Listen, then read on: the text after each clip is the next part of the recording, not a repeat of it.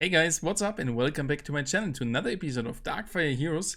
And the next big event is right around the corner. It's called Halls of the Dead, and I thought it's a good idea to talk about Dagmyr or Dagmyr, however she is spelled. In this video we will talk about her base stats, her skills, which skill to max out the first, which gear you should apply to her, our ratings are, and in which mode she is a really beast. If you don't want to miss that info, stay tuned.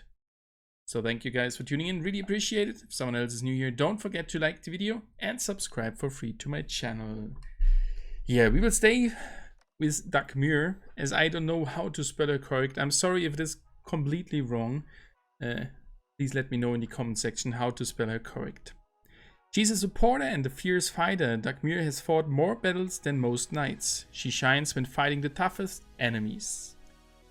And right now I got her on level 15 with the power of 2376. She's from the element air, and a rare hero card which will be available for you as soon as you reach level 7.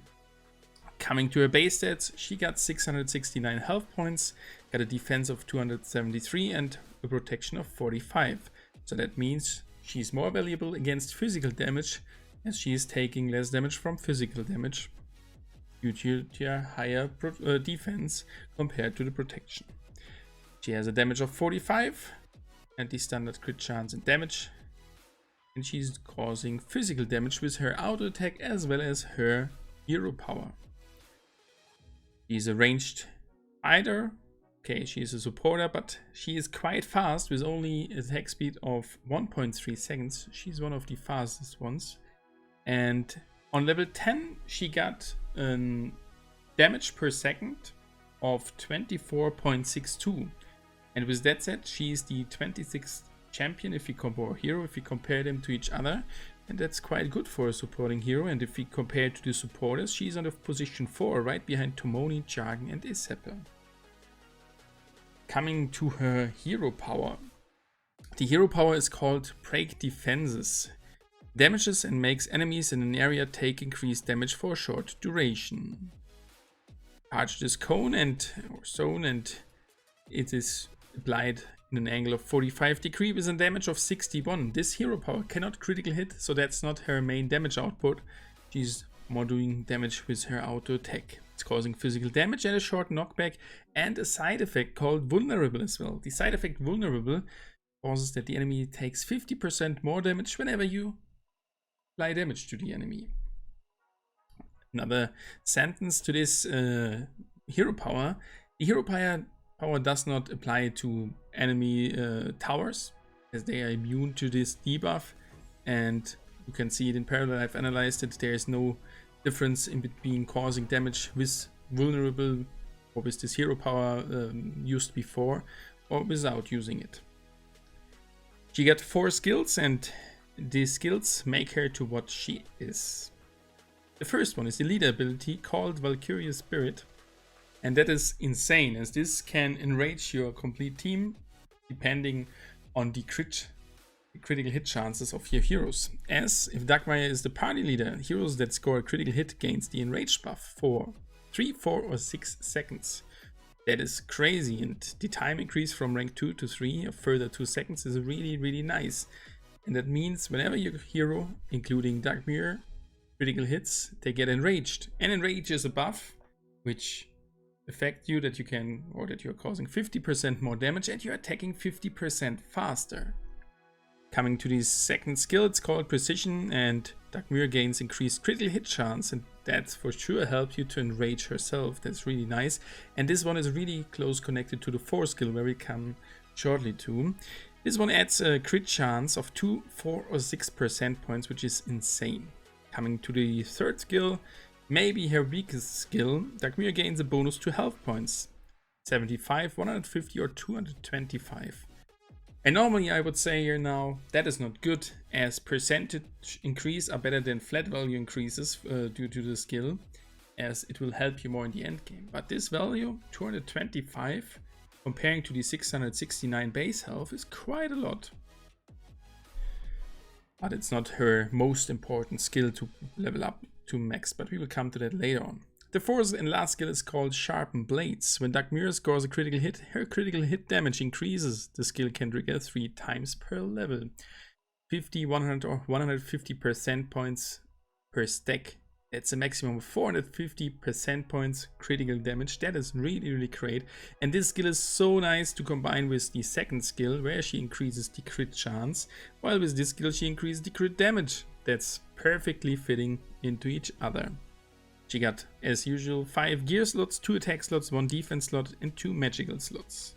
Before we come to her ratings, let's have a look at the arena and how good she is to use there.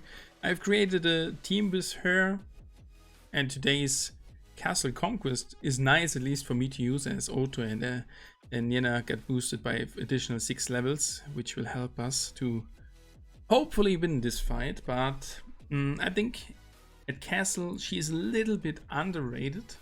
We will come to the rating soon, but I think especially for the single castle, or maybe the 2 castle layout as well, it is nice to apply vulnerable to the enemy, and with the additional enrage of your heroes, you can have your damage output can increase. But towers are not critical hit, or not able to, you're not able to critical hit towers. That's why it itself will not help you that much. But for sure, okay, we need to use these skills first. Waited there for the one. Now, as you can see, it is insane. They get nearly permanent enraged. Whenever they critical hit, they get enraged.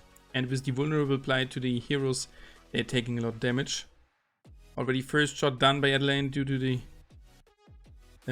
castle. A lot of damage. Nice. Should be our win.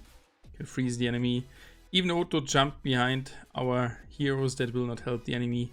And the castle is nearly dead. And as you can see, the enrage buff helps us a lot to increase the damage. Vulnerable is okay, as I said, against the heroes, and we have won it in 48 seconds. Really nice. GG, well played, and I'm sorry that there was no in-game sound. Don't know how to fix it. Tried it, but I think it is okay. So as we now have seen her in the action in the arena, the rating is not good of her in the arena. So let's have a look at her ratings, and the total or overall rating is an S right now, while she got nerfed on the arena race to B+, and she got a B+ on the campaign as well.